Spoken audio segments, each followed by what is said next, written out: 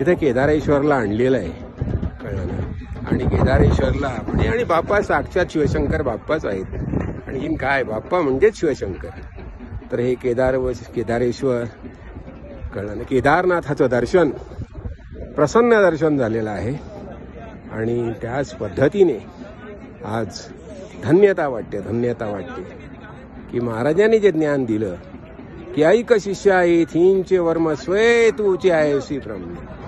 आणि आत्मबुद्धीचा निश्चय पक्का होण्यासाठी, कळलं की नाही, काय म्हटलं त्यांनी, ऐक शिष्या येथींचे वर्म स्वये तूचे आहेसी ब्रह्म. याला देव म्हणतात, ब्रह्म म्हणतात, परमात्मा म्हणतात. हा दुसरा तिसरा कोण नसून तू स्वतः ते आहेस. आणि हा निश्चय पक्का होण्यासाठी एकच गोष्ट आपण करायची, संत संघामध्ये सतत यायचं.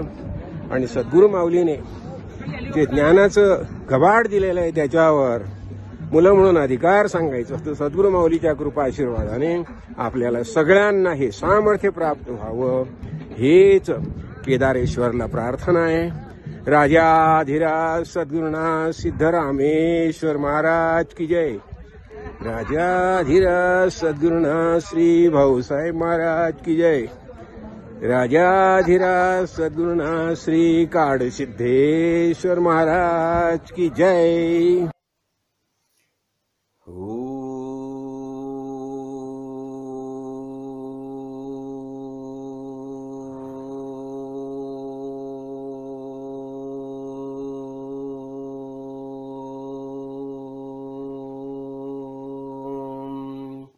राजाधिराज सद्गुरुनाथ सिद्धरामेश्वर महाराज की जय. राजाधिराज सद्गुरुनाथ श्री भाऊसाहेब महाराज की जय. राजाधिराज सद्गुरुनाथ श्री काडसिद्धेश्वर महाराज की जय. गुरुर्ब्रह्मा गुरुर्विष्णु गुरुर्देवो महेश्वरा. गुरु साक्षात् परब्रह्म तस्मै श्री गुरुवे नमः. ब्रह्मानन्दं परमसुखदं केवलं ज्ञानमूर्तिं द्वन्द्वातीतं गगनसदृशं तत्त्वमस्यादिलक्ष्यम्. एकं नित्यं विमलमचलं सर्वधी साक्षिभूतं भावातीतं त्रिगुणरहितं सद्गुरुं तं नमामि. श्री गुरुचरणप्रतापे पुण्यपापे जाले त्रिभुवन समतीर्थे ज्ञानगंगे म्याले. शुभाशुभ पाहता भावना राम झाले निषेधिनी गुरुराया उन्मनी झोप आले. जय जय रघुवीर समर्थ.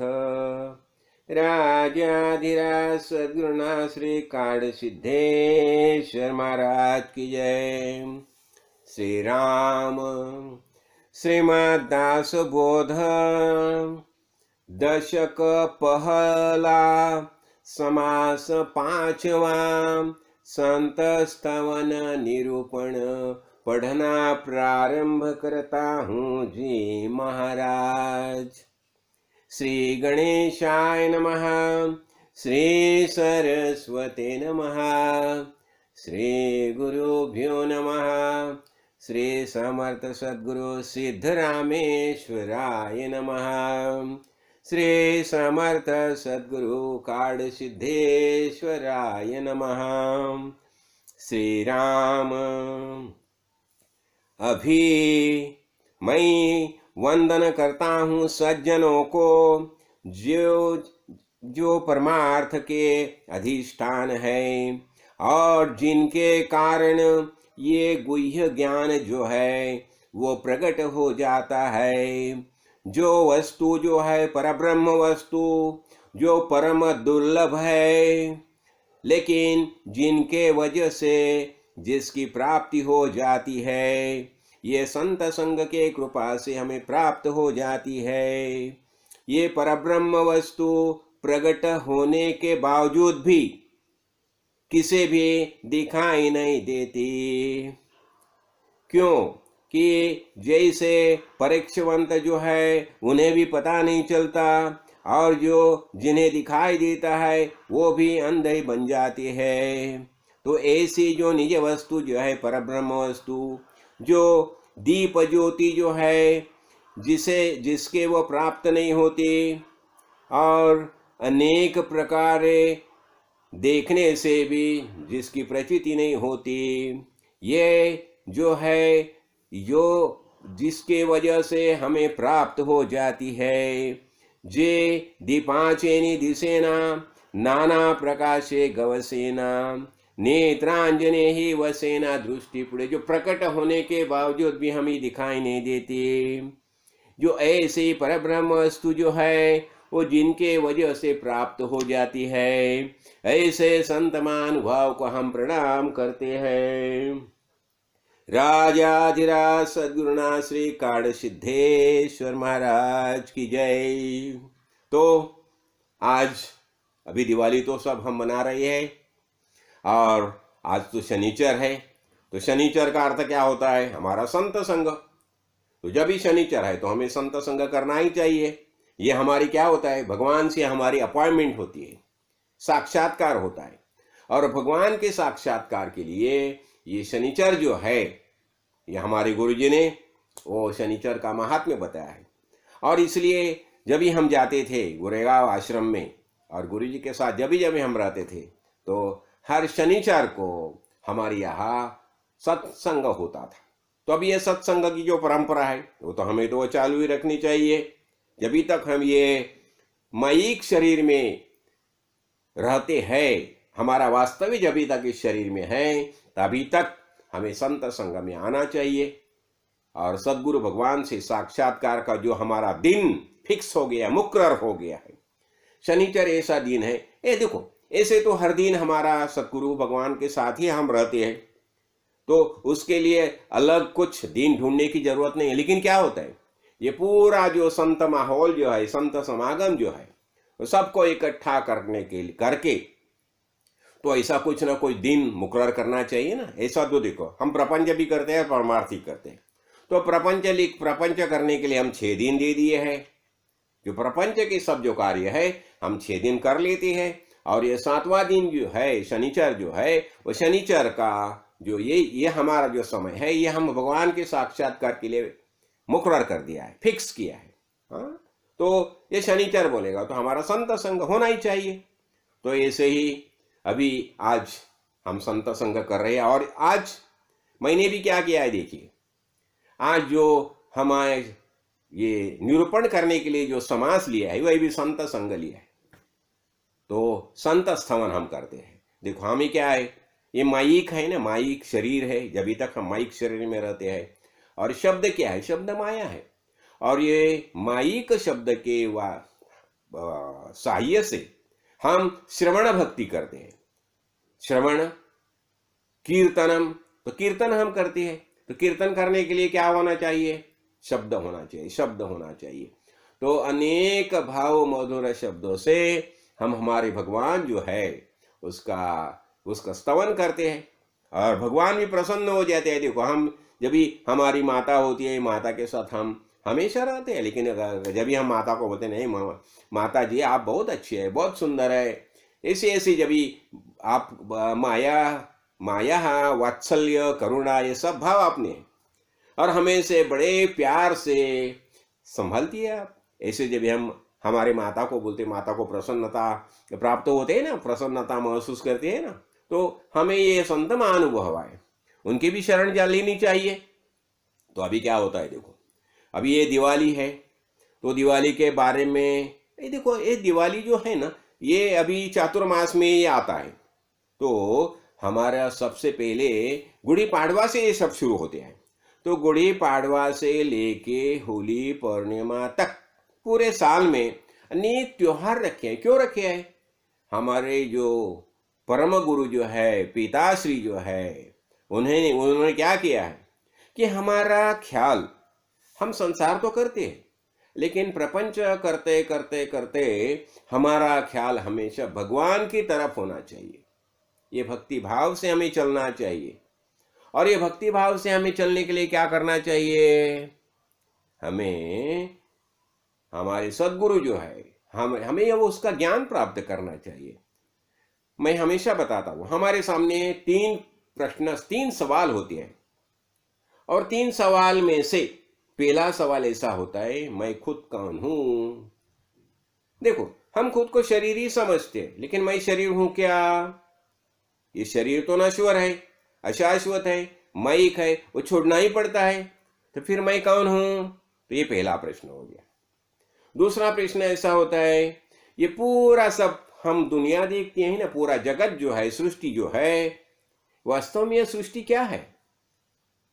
जिसे हम माया ब्रह्म बोलते हैं, ठीक है, माया और ब्रह्म दोनों इकट्ठा हो गए और दोनों का समन्वय से ये संपूर्ण सृष्टि की निर्मित हो गई है।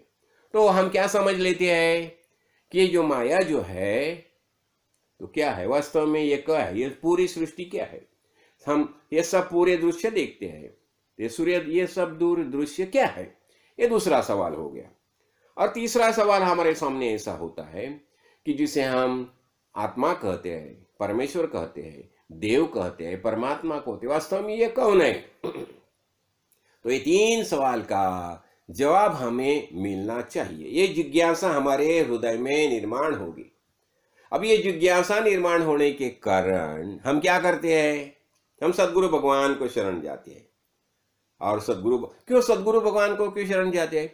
सदगुरु भगवान ऐसे है जिन्होंने भगवान से मुलाकात की है, भगवान से उनका साक्षात्कार है, भगवान से मिलजुल होती है हमेशा। तो इसलिए हमें सदगुरु की शरण नहीं लेनी चाहिए। जिन्होंने भगवान को जाना है, भगवान को पहचाना है, और भगवान के साथ जिसका नित्य निरंतर जिनका सुसंवाद होता है, ऐसे जो है सदगुरु जो है आत्मज्ञानी महापुरुष, उनके हमें शरण लेनी चाहिए। अभी यही आत्मज्ञानी महापुरुष जो है उन्हें ही संत बताया जाता है। और ये कलियुग में ये संत की महिमा होती है, बहुत महिमा होती है संत की, इसलिए हमें संत की शरण में जानी चाहिए। तो हमने वैसा ही किया, चलो हम संत की शरण में आ गए। फिर संत हमें बताती है, क्या बताती है? देखो, ये पूरा साल में हमने देखा ना कि हर एक त्योहार के पीछे कुछ ना कुछ कथा होती है, और वो कथा के माध्यम से हमें ज्ञान का प्रबोधन किया जाता है। तो चातुर्मास में देखिए कितने त्योहार आते हैं, एक के पीछे एक, एक के पीछे एक, सब त्योहार आते हैं। हाँ, अभी हम नवरात्र एक क्या उत्सव मनाया, नव दुर्गा का सब ये किया, त्योहार मनाया। और उसी समय हमने एक देखा कि क्या है, ये सबसे जो चिरंतन तत्व जो है, वह चिरंतन तत्व हमारे हृदय में उसकी स्थापना करनी चाहिए। इसलिए हम नव दुर्गा का सब महत्व देखा, नव दुर्गा का सब त्योहार हमने मनाया। तो देखो, अब ये दिवाली में है, तो दिवाली के बारे में क्या बताया जाता है? देखो, हम दीप जलाते हैं ना। अभी देखो, हम कल क्या वसु बारस पहले तो रमा एकादशी हम त्योहार मनाया। जब भी हम गए थे, बद्री केदार गए थे, और गुरुजी हमें लेके गए थे बद्री केदार। तो वहाँ हम बद्रीनाथ की पूजा की और केदारनाथ की पूजा की। तो बद्री और केदार ये कौन है? अपने विष्णु भगवान और शिव शंकर।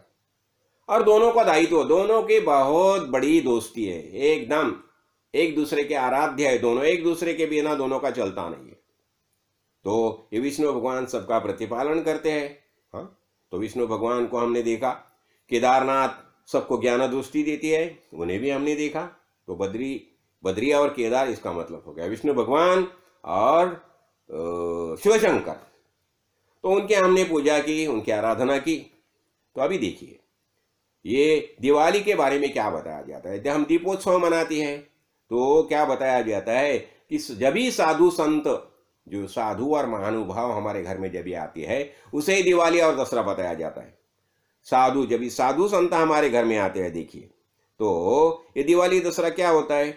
जब भी हमारे घर में साधु संत आती है तो हम दिवाली और दशहरा मनाते हैं। तो देखो, साधु और संत महानुभाव जिस दिन हमारे गृह में पद रखते हैं, वह दिन दीपावली और दशहरा में परिवर्तित होते हैं। हमारे परम ज्ञानी गुरु महोदय सदगुरु काड़ी सिद्धेश्वर महाराज तो हमारे घर में सदा ही मौजूद है, इसलिए हमें हर दिन दिवाली मनाते हैं। अभी इन रमा एकादशी के मांगलिक अवसर पर हम सब बद्रीनाथ और केदारनाथ के दर्शन करने गए थे।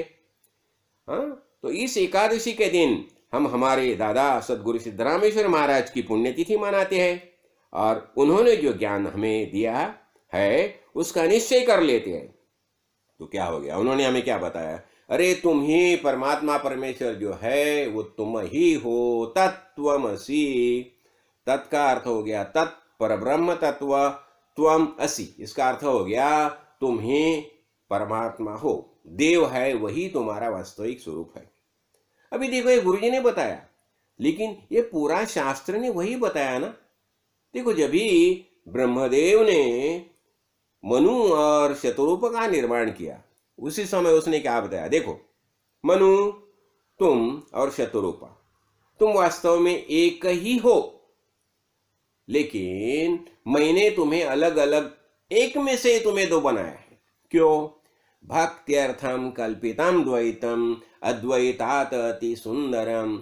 हमें कुछ खेल खेलना है, आनंद अनुभवना है, ये पूरी सृष्टि जो है ये सृष्टि का निर्माण करना है। इसलिए वास्तविक मैं खुद मुझ में से ही मनोमय तुम्हें निर्माण किया है और शत्रुपा तुम्हें निर्माण किया है, तो तुम्हारी दोनों की निर्मिति मुझ में से होगी। तो मुझ में और तुम दोनों में कुछ अंतर नहीं है, तुम वास्तविक मेरे ही रूप हो। लेकिन अभी क्या है, अभी मनु तुम क्या करना, तुम्हें मैं अनेक शक्तियां देता हूं। ये सब ये परिवार के लिए जो कष्ट करना है, कुछ परिश्रम करना है, वो उसके लिए जो जो आवश्यक शक्तियां है वो मैं तुम्हें दे देता हूं। और शतरूपा को बताया तुम्हें मैं दया, प्रेम, वात्सल्य, करुणा, ममत्व ये सब भाव जो है मैं तुम्हें देता हूं। तो तुम दोनों क्या करना, तुम दोनों अभी परिवार का निर्माण करो, परिवार का निर्माण करो। अभी यही परिवार जो है, ये जो परिवार जो है वो गांव में परिवर्तित होता है, वो शहर में परिवर्तित होता है, वही राष्ट्र में परिवर्तित होता है। और ये संपूर्ण वसुधैव जो है, ये वसुधा यानी पृथ्वी, ये पूरा एक ही परिवार होता है। देखो ये भाव हमारे अंदर आ जाएगा तो क्या होता है, देखो सबके बारे में हमारे अंतःकरण में प्यार ही निर्माण हो जाएगा ना। जो हमारी प्यार की देवता जो है विष्णु भगवान सबका प्रतिपालन करते हैं, लेकिन देखो कितने प्यार से सबका प्रतिपालन करते हैं।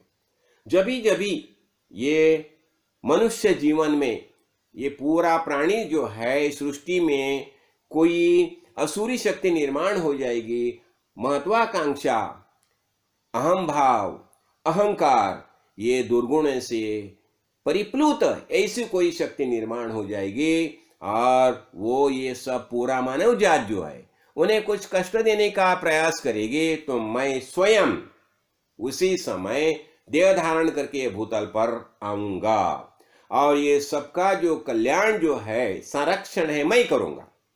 और यही भगवान ने हमें आश्वासन दिया है। उसने बताया ना, न मे भक्ता प्रणश्यति, जो मेरा भक्त जो है उसका कभी भी संहार नहीं हो जाएगा। और यदा यदा ही धर्मस्य ग्लानिर्भवति भारत अभ्युत्थानम अधर्मस्य तदात्मानं सृजाम्यहम्। ये भगवान ने हमें ग्वाही दी है, गारंटी दी है, मैं आऊंगा। क्यों? ये सब तुम जो है सब मेरे लाडले हैं, मेरा ही परिवार है। संपूर्ण सृष्टि में ये चौखानी जो है, चौखानी से जिसका निर्माण हो गया है, ये सब मेरी ही निर्मिति है, ये सब मेरे प्यारे हैं। इसलिए उनका सबका कल्याण करना, सबका संरक्षण करना, यही योगक्षेमम वहाम्यहम्। क्या बताया उसने, अनन्याश्चिन्तयन्ति मां ये जना परिपाश्यते तेषां नित्याभियुक्तानां योगक्षेमम वहामि अहम। क्या बताया, योग मीन्स भगवान से जो उनका कल्याण कैसा होना, और क्षेम कुशल, तो उनका कुशल कैसा हो जाएगा, ये सब बातें मैं खुद देखूंगा। तो ऐसा भगवान का हमें आश्वासन है, गारंटी है। तो अभी है, देखो अभी हम दिवाली मना रहे हैं, तो अभी पहला रमा एकादशी होगी, उसके बाद वसु बारस आ गया। तो वसु बारस के दिन हम क्या करते हैं, गोवत्स की पूजा करते हैं। हाँ, क्यों गोवत्स, क्यों? देखो हमारा ये जो देश जो है, भारत देश है, कृषि प्रधान देश है। तो गो और वत्स ये हमारे लिए बहुत प्यारे है, बहुत प्यारे है। जो सुरभि की निर्मित होगी समुद्र मंथन से, कामधेनु, तो कामधेनु का कितना महत्व है देखो। और ये कामधेनु जो निर्माण होगी, ये कामधेनु किसे दी, ऋषि महर्षि को दे दी। क्यों? ऋषि यज्ञ ज्ञात करते हैं, तो यज्ञ ज्ञात करने के लिए जो जो सुविधा आवश्यक है, सभी सुविधा ये कामधेनु के माध्यम से प्राप्त हो जाएगी। इसलिए ये कामधेनु जो है वो ऋषि मुनि को दे दी है, देखो। और ऋषि मुनि क्या करते हैं, ऋषि मुनि ज्ञान का प्रसार करते हैं। हम हमारी वैदिक परंपरा से देखेंगे तो हरेक ऋषि में कितने शिष्य थे, देखिए कितने शिष्य थे। बताया जाता है कि याज्ञवल्क्य ऋषि के आश्रम में 60,000 शिष्य उसी समय शिक्षा ले रहे थे।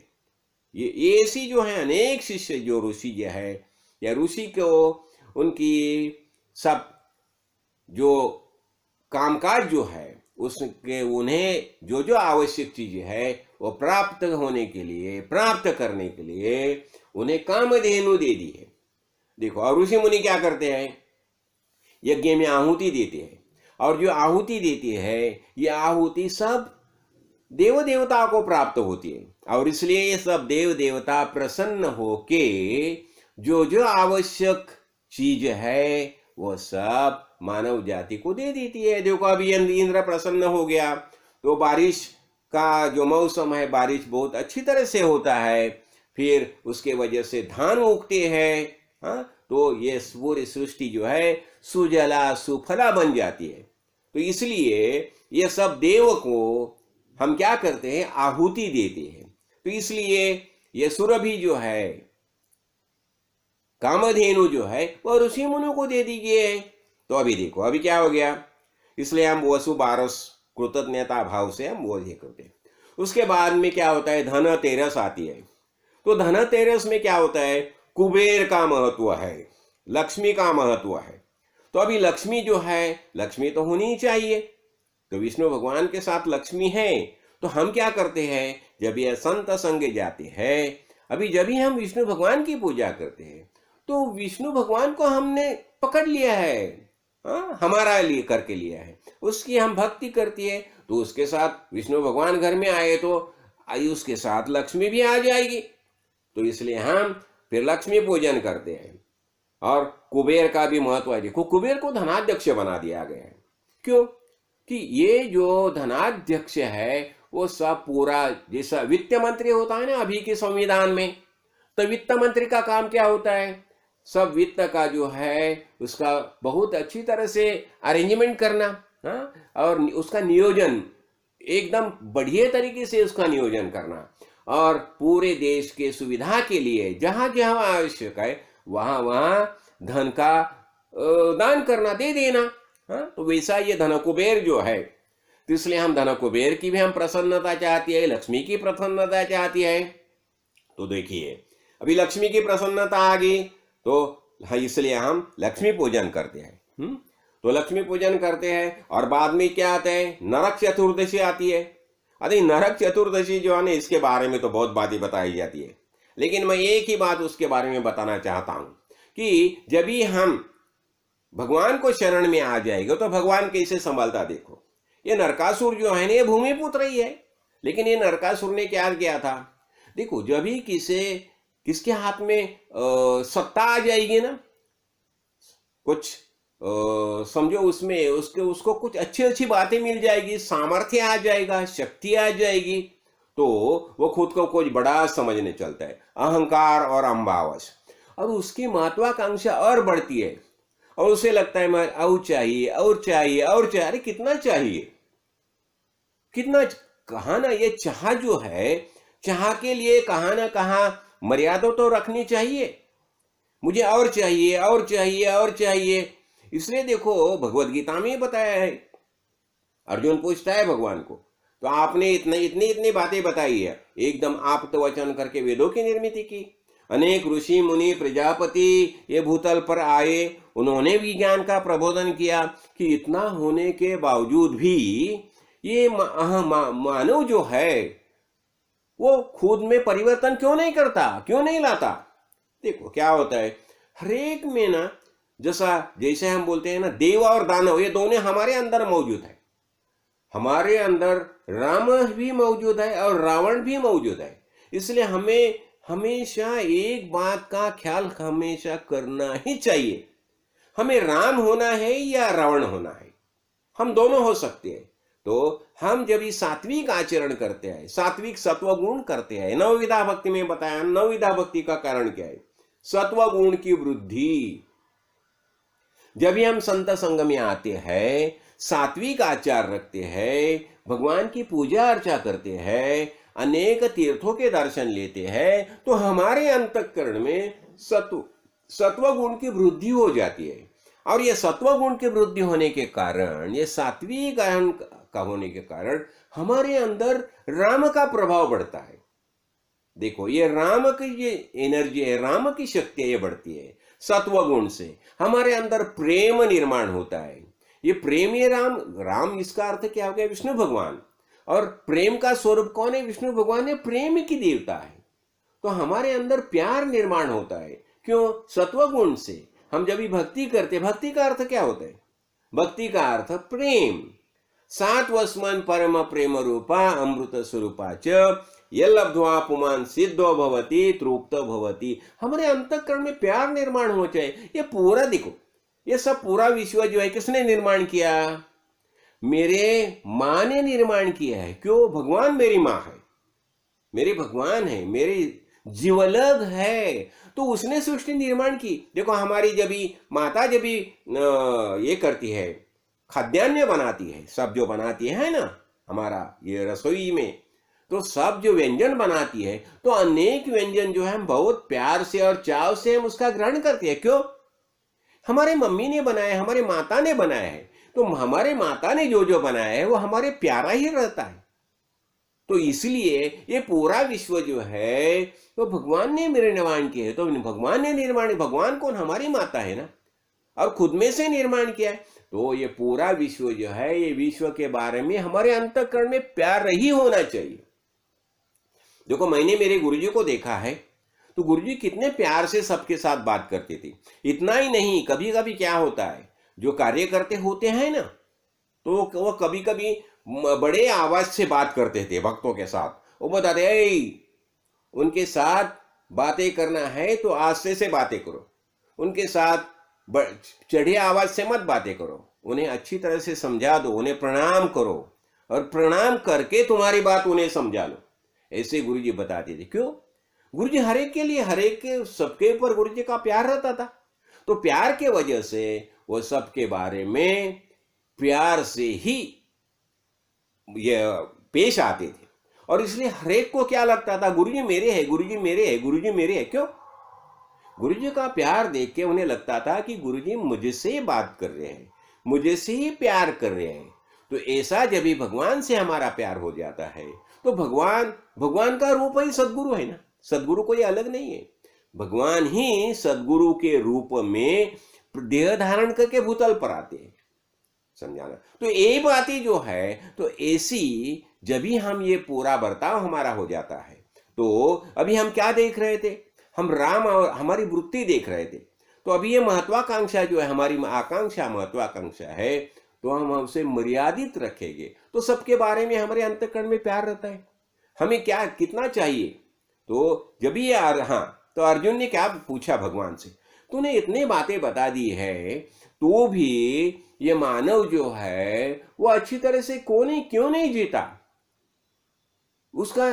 उसमें परिवर्तन क्यों नहीं होता। तो भगवान बताते हैं, अरे अर्जुन, काम ऐसा क्रोध ऐसा रजोगुण समुद्भम महाशनो महापापना विद्धि इह एनम वैरिणम। देखो, काम ऐसा क्रोध ऐसा, जैसा ये काम जो है, काम का अर्थ क्या हो गया, मुझे चाहिए, चाह, लेकिन कितना चाहिए, जीने के लिए कितना लगता है।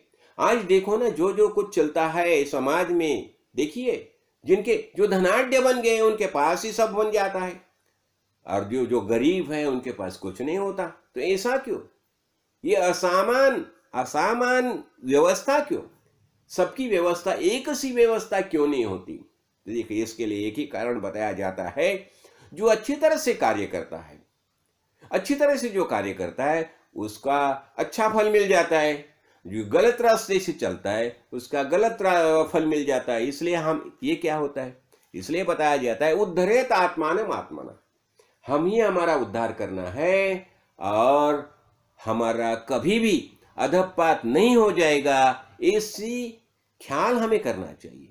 हमें ऐसा आचरण करना चाहिए कि जिसके वजह से भगवान को हम प्रिय हो जाएंगे, भगवान के प्यारे बन जाए।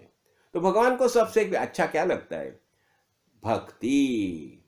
तद विस्मरणे परम व्याकुलता, भगवान का विस्मरण हो जाएगा तो परम व्याकुल होना चाहिए भगवान के लिए। अभी हमने गोपी का प्यार देखा ना, जब भी उद्धव जब भी गोपी श्री कृष्ण भगवान जब भी ब्रज से निकल गए, ब्रज भूमि से, और मथुरा चले गए, तो सब ये गोपी जो है वो विरह अवस्था में चली गई। उनको सब भगवान के बारे में सब विरह हो गया, व्याकुल हो गए भगवान के लिए। तो भगवान ने बता दिया उद्धव जी को कि उद्धव जी तुम ऐसा करो, जाओ और उनको जरा समझाओ। तो उद्धव जी आते हैं गोकुल में और सब गोपी को बताते हैं, ज्ञान की बातें बताना शुरू करते हैं कि भगवान कैसा सर्वांतर्यामी होता है, सब जगह होता है। तो तुम ये श्री कृष्ण जो है उसे हर जगह ढूंढो, तुम हर सब जगह वो है, मौजूद है। तो वो गोपी बताते हैं, अरे उद्धव, तुम हमें ये ज्ञान की बातें क्या बता रहे हो, अरे जिस श्री कृष्ण के बारे में तुम बता रहे हो वो श्री कृष्ण हमसे दूर नहीं है रे, वो हमारे साथ ही है, वह हमारे साथ ही रहता है, हमारे साथ ही उसका सब व्यवहार होता है। तो वह हमसे दूर कहाँ है, वह हमसे दूर गया ही नहीं है।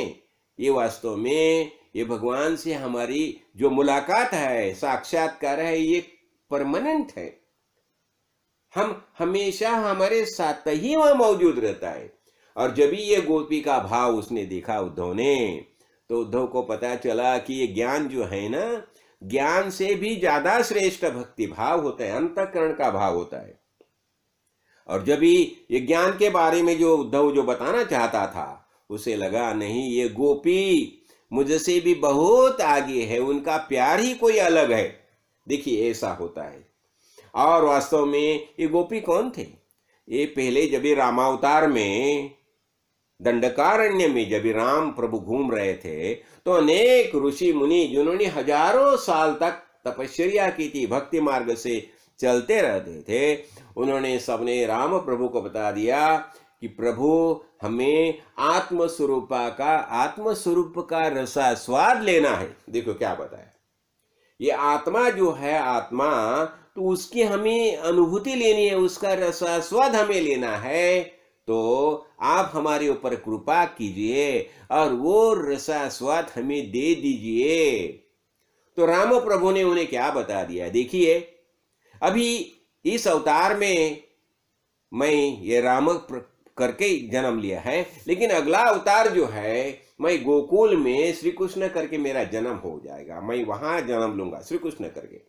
तो उसी समय तुम सब गोपी बन के वहां जन्म ले लो, और फिर मैं तुम्हें वो जो आनंद जो है, रसास्वाद है, चखाऊंगा। और इसलिए जिन्होंने हजारों हजारों साल तपस्या की थी, ऐसे सब ऋषि मुनि जो है वो गोपी बन के आ गए हैं, और वो गोपी बन के वहां आ गए। देखो ये श्री का, और एक श्री का एक अलग भाव होता है। देखो पुरुष और श्री में एक जो अलग भाव जो होता है, तो वो भाव वो भक्ति के लिए ज्यादा अनुकूल माना है। तो इसलिए ये सब गोपी जो है, ये अनेक ऋषि जो है गोपी बन के आ गए, और भगवान ने उन्हें आत्मज्ञान का रसास्वाद चखाया है। अभी आत्मज्ञान के बारे में क्या बताया जाता है? रसो वै सहा रसहीवायम लब्ध्वा आनंदी भवती। ये भगवान कैसा है? रस स्वरूप भगवान है। ये रस स्वरूप भगवान का रसास्वाद लेके हम सब आनंद महसूस करते हैं। तो ये रास क्रीड़ा के निमित्त भगवान ने ये सब गोपी को, यानी आत्मज्ञान, ये ऋषि मुनि को, जो पहले जन्म के ऋषि मुनि थे, उन्हें आत्मज्ञान का रसास्वाद दिया है। तो ऐसे ये गोपी है। तो ये गोपी के बारे में अभी एक बात मैं बताया जाऊं। जब भी कबीर के शिष्य थे ना, कबीर के बारे में बहुत कुछ बताते थे। तो कबीर बताती है, अरे कबीर कबीर क्या कह रहे हो, जाओ जमुना के तीर, एक एक गोपी के प्यार में बह गए कोटि कबीर। ऐसी ये गोपी की प्रेम भावना थी। देखो गोपी का जो व्यवहार था कैसा था? सब भगवान के लिए करना। देखो ये काम, देखो प्यार, प्रेम और काम, उसमें एक थोड़ा सा जो अलगपन है वो समझ ले। जब भी हम सब हमारे लिए करते हैं ना, तो क्या होता है? वो काम होता है। और जो सभी भगवान के लिए हम करते हैं ना, तो प्यार होता है, प्रेम होता है। तो हमें क्या करना चाहिए? हमें सब बातें जो है ना भगवान के लिए ही करनी चाहिए। जो जो जो भगवान को प्रिय है, जो भगवान को प्रिय है, जो भगवान को प्रिय है, वही ही करना चाहिए। तो अभी इस जमाने में आत्मज्ञानी महापुरुष हमें जैसा बताते हैं, बस वैसा ही हमें करना चाहिए। बाकी वहां खुद की बुद्धि नहीं चलाना। मुझे ऐसा लगता है, मुझे भूल जाओ सब। भगवान को क्या लगता है, सदगुरु को क्या लगता है, वही देखो और वही रास्ते से चलो तुम। तो ऐसी अभी हम क्या देख रहे थे? नरक चतुर्थी। तो ये जो नरकासुर जो है, वो अहंकार और अहंभाव के कारण उसने क्या किया था? 16 सहस्र नारियों को बंदी बना के अपने तुरुंग में रखा था, जेल में रखा था, कारागार में रखा था। तो और वो सब तपस्वी थी, तापसी थी, उनकी श्रद्धा थी, भगवान के बारे में प्यार था। तो उन्होंने सबने प्रार्थना की भगवान की। तो भगवान वहां गए हैं नरकासुर के यहां, और वहां जाने के बाद देखो वहां जो यो हो गया, तो सब गोपी को छुड़ा लिया उसने कारागार से। ये नरकासुर जो है उसका वध किया भगवान ने, और ये सबको कारागार से छुड़ा लिया। और भगवान ने बता दिया, सबको बता दिया कि ये सब जो है मेरे भक्त है। देखो क्या होता है, जब भी कोई महापुरुष हमें अपनापन ले देता है, अपना करके पुकारता है, ये हम मेरे हैं, तो उनके बारे में सब सामाजिक जो दृष्टिकोण है बदल जाता है, और फिर समाज में वो सम्मान से जी सकते हैं। तो ऐसा ही नरक चतुर्थी है। और उसके बाद आती है अमावस्या आती है। तो बलि प्रतिपदा फिर आता है। देखो बलि प्रतिपदा, और बलि प्रतिपदा के बारे में हमें सबको पता है कि बलिराजा जो है तो वो कौन था? ये सायुज्य मुक्ति का अधिकारी था, आत्मज्ञानी महापुरुष। और हम बताते हैं ना कि उसने देश के लिए बलिदान किया। सर्वश्रेष्ठ दान किसे बताया जाता है? बलिदान को सर्वश्रेष्ठ माना जाता है। तो ऐसा बलिराजा जो है, तो बलिराजा ने क्या किया था? ये त्रैलोक्य का सम्राट है। और वो बलिराजा, देखो बलिराजा के बारे में भी बताया जाता है योग वासिष्ठ में, वशिष्ठ ने बताया है। तो बलिराजा सोचता है कि देखो मैं तो त्रैलोक्य का सम्राट हूं, सब प्रकार के सुख मेरे पास है, लेकिन ये क्या है? वही सुख, वही पत्नी, वही बेटे, वही ऐश्वर्य, लेकिन इसके लिए मेरा जन्म हो गया है क्या कि उसके सिवा और कुछ बातें हैं? ऐसा वह सोचने लगता है। और उसी समय उसे उसके पिताजी की याद आती है और वो शुक्राचार्य की याद करता है। और शुक्राचार्य की याद करने के बाद वहां शुक्राचार्य प्रकट होते हैं। वो पूछते हैं कि देखो तुम मुझे क्यों बुलाया, क्यों मेरी याद की? तो बलिराजा बताता है कि मुझे बता दीजिए ये पूरा विश्व ये क्या है? ये मेरे सामने, मैं तो त्रैलोक का सम्राट हूं, सब तरीके के ऐश्वर्य मेरे साथ है, सब उपभोग मैं अनुभव करता हूं, लेकिन इसी के लिए ही जन्म है क्या? यही जन्म की मर्यादा क्या है क्या, या और कुछ है? और कुछ जीने का कोई उससे भी कुछ अच्छा रास्ता है, कुछ उत्तम, कुछ साध्य है? ये देह धारण करके आने के बाद हमें क्या साध्य करना चाहिए? ये ऐश्वर्य ही प्राप्त करना चाहिए या उसके आगे और कुछ बातें हैं? तो फिर शुक्राचार्य उसे बताते हैं, देखिए एक ही बात मैं तुम्हें बताता हूं, तुम ये संपूर्ण विश्व जो है ना, ये चैतन्य रूप है, चैतन्य है, और ये सूरा पूरे सृष्टि की निर्मित है, एकमेव चैतन्य से सब सृष्टि की निर्मित होगी है। तो तुम एक ही काम करो, तुम तुम्हारा अंतःकरण में यही भाव प्रकट करो कि एकमेव चैतन्य जो है, एकमेव आत्मा जो है, उसी की ही मुझे प्राप्ति होनी चाहिए, बस हो गया काम। तो ऐसा बताते हैं शुक्राचार्य। शुक्राचार्य चले जाते हैं। फिर ये बड़ी राजा जब भी यज्ञ करता है, तो यज्ञ के समय भगवान जानता है, विष्णु भगवान जानते हैं कि बड़ी राजा ये मोक्षार्थी है, और मोक्षार्थी है ये समझ के बड़ी राजा जब यज्ञ करता है तो भगवान का बटु वामन अवतार में भगवान आ जाते हैं और जब भी पूछते हैं, वो देखो एक शंबर यज्ञ जो है ना, वो एक आखिरी आहुति जो है डालने वाले थे, तो उसी समय भगवान आते हैं और पुकारते हैं, अरे राजन राजन, मैं भिक्षार्थी हूं, मैं भिक्षा के लिए आया हूं। तो शुक्राचार्य बताते हैं, नहीं तुम तुम्हारा यज्ञ पूरा करो। लेकिन नहीं, बलिराजा बोलता है, नहीं मुझे ब्राह्मण पुकारता है, मुझे जाना ही चाहिए। और बलिराजा बाहर आता है और ये बटु वामन बाहर आता है, और बटु वामन बोलता है, उसे पूछता है, देखिए मुझे कुछ दान चाहिए आपसे। तो बलिराजा बताता है, देखिए क्या चाहिए, मांग लीजिए। तो ये बताया, नहीं मुझे ज्यादा कुछ नहीं, मुझे खाली त्रिपाद भूमि चाहिए। देखो क्या मजा होती है, त्रिपाद भूमि चाहिए मुझे। तो बलिराजा बताता है, देखो मेरे पास इतना ऐश्वर्य है, धन है, दौलत है, हाथी घोड़े, जो तुम मांगोगे मैं दे दूंगा तुम्हें।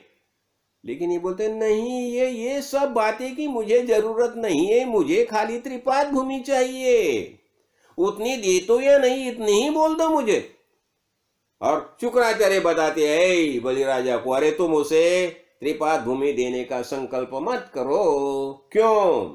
ये पूरा विष्णु भगवान है, और वो त्रिपाद भूमि में तुम्हें पूरा सब ये करेंगे, तुम्हारा सब ऐश्वर्य ले लेंगे।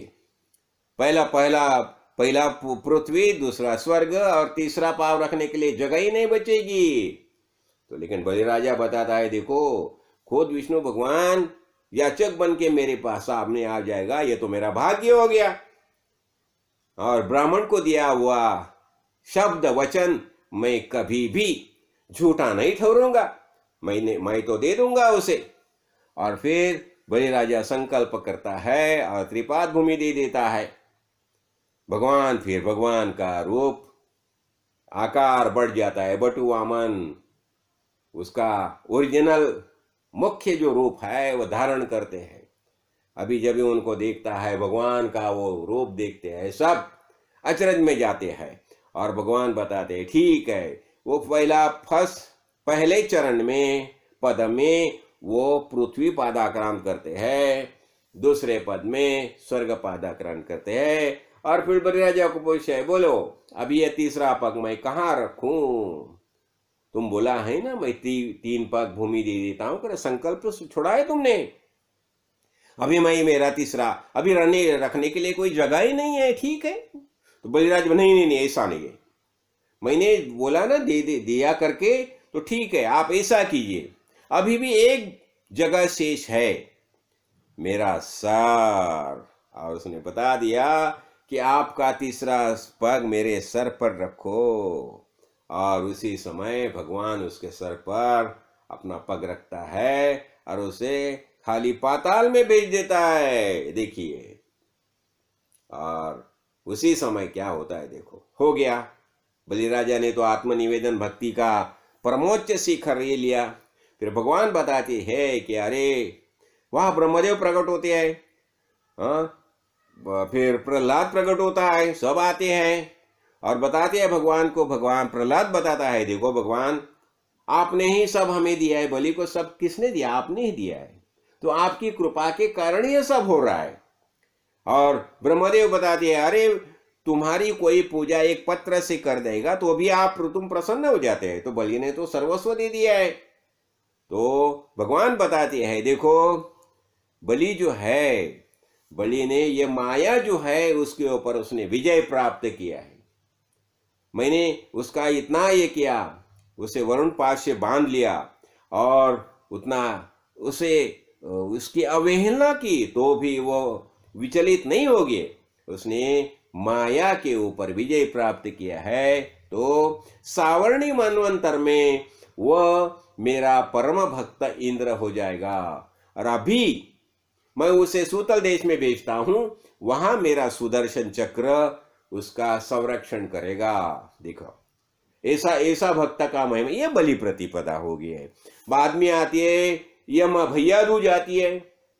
भैया दूज के बारे में आपको सबको मालूम है, यम और यमी, भाऊ और बहन भगिनी, उनका दोनों का प्यार देखो। और क्या देखो, कभी कोई बोलेगा यमराज तुम्हारे घर में आता है तो सब डर जाएंगे ना, तो लेकिन क्या हो गया, यम भैया दूज के समय यमराज आते हैं, फिर यमी जो है उनकी पूजा करती है और बहन बोलती है भाई को, देखो कि तुम, यमराज बोलते हैं कुछ वरदान मांगो तुम, तो फिर ये बहन बोलती है, देखो ये भैया दूज के दिन जो कोई भगिनी अपने भाई की पूजा कर जाएगी उसको सब प्रकार के ऐश्वर्य तुम दे दो, बस मैं संतुष्ट हूँ उससे। तो ऐसा वरदान मांगती है ये भैया दूज के दिन। क्या क्या वरदान मांगा उसने कि जो कोई भाई की पूजा करेगी बहन ये भैया दूज के दिन, तो वो बहन का ऐश्वर्य तुम अबाधित रखो, उसको कुशल रखो। तो ऐसी ये भैया दूज की कथा होगी है। हाँ, तो इसलिए हमने क्या किया अभी, और हम ये एक बात तो मैं भूल गया बीच में, ये बलि प्रतिपदा का दिन जो है ना, वो हमारे संप्रदाय में बहुत महत्वपूर्ण माना जाता है। उसी दिन हम जो पालकी निकालते हैं, प्रोसेशन निकालते हैं, मिरवणुक निकालते हैं, बहुत बड़ी ये पालकी निकलती है और गुरुजी के गुरु सिद्धरामेश्वर महाराज की पालकी होती है और गुरुजी खुद खंदा लगाते हैं वो पालकी को। एक बात तो एक ऐसा ही हो गया, मैं भी पालकी के लिए रेडी तैयार था और गुरुजी आए, सामने गुरुजी है खड़े और पालकी भी रेडी हो गई है। हाँ, अभी पालकी में गुरुजी की प्रतिमा रख दी है और वो अभी उठाना है। तो गुरुजी ने मुझे बता दिया, ए ब्राह्मण पाठी मागे खांदा तू लावायचा। क्या बताया देखो, गुरुजी तो हमेशा आगे कंधा लगाते थे, तो मुझे बता दिया कि पीछे तुम कंधा लगाओ। और जभी से मैंने एक आदत रखी है, जभी ये हमारी पालकी निकलती है ना, तो पीछे के बाजू में मैं कंधा लगाता हूँ और उठाता हूँ गुरुजी के साथ। तो ये बात ऐसी है। तो क्या हो गया, हमने थोड़ी सी कोशिश की, आज संत शनिवार है, संत संघ है, तो चलो जरा संत संघ के बारे में थोड़ी सी बातें हो जाए। और ये संत महानुभाव कैसे होते हैं, देखो संत के बारे में बताया जाता है कि जीव दरिद्री असंख्याते नृपति के लिए, जो कोई संत संघ में आता है ना, वो कैसा भी क्यों न हो, लेकिन उसके भक्ति भाव के कारण वो राजा बन जाता है। अभी देखो ना, अभी याद आई देखो मुझे, सुदामा पता है ना, सुदामा कैसा था, दरिद्री था ना, उसके पास कुछ नहीं था। भगवान को प्रसाद लेने के लिए, देने के लिए साथ में क्या ले गया, वो पोहा लेके गया, पोहा पुरचुने में ऐसा बांध के, लेकिन भगवान ने उसे राजा बना दिया। देखो सब वैभव दे दिए। ऐसा होता है, तो ऐसा संत का महिमा होता है। तो जब भी हम संत संग में जाते हैं और संत के जैसा जैसा संत ने बताया वैसा हम आचरण करते हैं ना, तो उसकी प्रसन्नता हमें अवश्य प्राप्त हो जाती है। तो हमें एक ही बात करनी चाहिए, जितना हो सके हम ये संत संग में आए और सद्गुरु भगवान में हमें जो ज्ञान का अधिकार दिया है, जो ज्ञान दिया है, वो ज्ञान के ऊपर हम अधिकार जताना चाहिए। ये ज्ञान का भंडार है। देखो अनेक ग्रंथ क्या है, ये ग्रंथ के माध्यम से हम ज्ञान प्राप्त कर सकते हैं ना, तो क्यों ना प्राप्त करें। और ये मुफ्त में है, उसके लिए कुछ देना नहीं पड़ता। जैसे भगवान यानी श्री कृष्ण भगवान ने भगवत गीता का निर्माण किया, समर्थ रामदास ने दासबोध का निर्माण किया, तो हमें ये दोनों ग्रंथ का स्वाध्याय करना ही चाहिए। देखो, कम से कम दासबोध का तो स्वाध्याय चालू रखो, हर दिन एक समास और मनाचे श्लोक 5, बस इतना ही काम करो, और फिर देखो क्या मजा आती है। तो हमें तो आनंद अनुभवना है, हमें तो मजा अनुभवना है। और फिर हम बता सकते हैं ना कि हम ये न हृदय धारण करके भूतल पर आए, लेकिन राजा बन गए। क्यों राजा बन गए? हम राजा के साथ रह करके राजा बन गए। देखो, जब भी हम राजा के साथ चलते हैं ना, तो सब एक अलग नजरिया से हमें देखने लगते हैं। क्यों? ये संत संग में आता है। और काड़ी सिद्धेश्वर महाराज जैसे आत्मज्ञानी महापुरुष संत जिसे सदगुरु करके मिल गए, उनकी तो क्या बताऊं। तो अभी मुझे लगता है ठीक है, हमारा ये आज शनिचर का जो स्वाध्याय है हो गया, तो ऐसे हम स्वाध्यायरत रहेंगे। और भगवान ने हमारे लिए ज्ञान का जो घबाट रखा है, ज्ञान का भंडार रखा है। देखो, ये ज्ञान का भंडार एकदम बिल्कुल मुफ्त में, उसे कुछ नहीं देना पड़ता, कुछ देने की जरूरत ही नहीं है। बस खाली आना और यहाँ बैठना। संत संग में बैठने से सब बातें हमें कैसे होती है, ऐसी ही पता चलती है। आइए हम सुनते हैं, तो श्रवण कैसा करना चाहिए? ऐसा सुनो कि जिसके वजह से हमारे अंतःकरण में भक्ति, ज्ञान और वैराग्य की वृद्धि हो जाए। सदगुरु मावली की कृपा से हमें लगता है ये दिवाली तो होगी हमारी, सेलिब्रेट होगी। तो मैं ये दिवाली के शुभ अवसर पर सभी भक्त महानुभाव को अंतःकरण से हार्दिक बधाई देता हूं। सबकी मनोकामना पूर्ण हो जाए और सद्गुरु भगवान की कृपा से सबको ये दिवाली मंगलदायी हो जाए। और यही अवसर जो है, सबसे एकदम प्रेम से गले लगाओ, प्रेम से गले लगाओ। देखो, सबसे मिलो, प्रेम से मिलो। हाँ, तो भाई बहन जो अपने रिश्तेदार है, सब रिश्तेदार को जो कुछ देना है दे दो, बड़े बड़े प्यार से दे दो, बड़े चाव से दे दो, और आनंद अनुभव करो। क्यों हम ये भूतल पर आए? क्यों आए हैं? आनंद अनुभव करने के लिए आए हैं। तो ये आनंद जो है, आनंद अनुभव करने की क्षमता हमारे अंदर ही है। ये गुरुजी ने हमें बताया है। हाँ, तो गुरुजी का और दूसरा भी क्या होता है, जब भी हम खुद आनंदी रहते हैं तो हमारे आजू बाजू में जो कोई आएगा उसे भी आनंद देना हमारा कार्य है ना। तो ये भक्ति जो है, तो हमें श्रवण, मनन और कीर्तन भी करना चाहिए। ये ज्ञान का स्वाध्याय हमें करना चाहिए, और जो कोई हमारे सामने आ जाएगा उसे ज्ञान का प्रबोधन करना चाहिए। क्यों? देखो, ज्ञान के बिना तुम आनंद महसूस नहीं कर सकते। ये आनंद महसूस करना एक कला है, कला। ये ज्ञान दृष्टि है, और ये ज्ञान दृष्टि प्राप्त करने के लिए हमें आत्मज्ञानी महापुरुष की शरण में जानना ही चाहिए। वहां देखो, हमें कुछ नहीं चाहिए। हमारे अंदर कौन सी भी अहंकार नहीं होना चाहिए, अहंभाव नहीं होना चाहिए, और हर एक के साथ हमारा बर्ताव बहुत प्यार का होना चाहिए। हाँ, तो 2.5 अक्षर प्रेम का पढ़े सो पंडित हो। विष्णु भगवान और शिव शंकर एक ज्ञान की देवता है और एक प्रेम की देवता है। दोनों में कितनी मिठास है देखिए, कितना दोनों में प्यार है देखिए। और यही प्यार से पूरा संसार जो है, ये प्यार से भर जाता है। तो हमें क्या करना चाहिए? हमें प्यार देना चाहिए। प्यार बांटो, प्यार बांटो, और प्यार से सबके साथ जियो। हाँ, और यही जीना उसका नाम है जिसमें प्यार है। तो हम क्या करें?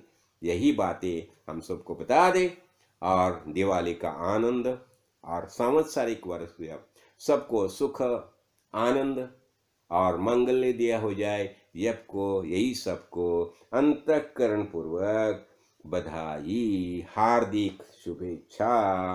राजाधिराज सद्गुरुनाथ सिद्धरामेश्वर महाराज की जय। राजाधिराज सद्गुरुनाथ श्री भाऊ साहेब महाराज की जय। राजाधिराज सद्गुरुनाथ श्री काड़ सिद्धेश्वर महाराज की जय।